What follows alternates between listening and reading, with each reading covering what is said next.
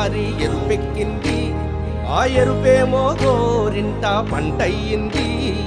పండిన చేతికెన్నో సిగ్గులొచ్చి ఆహా సిగ్గంత చీరగట్టింది.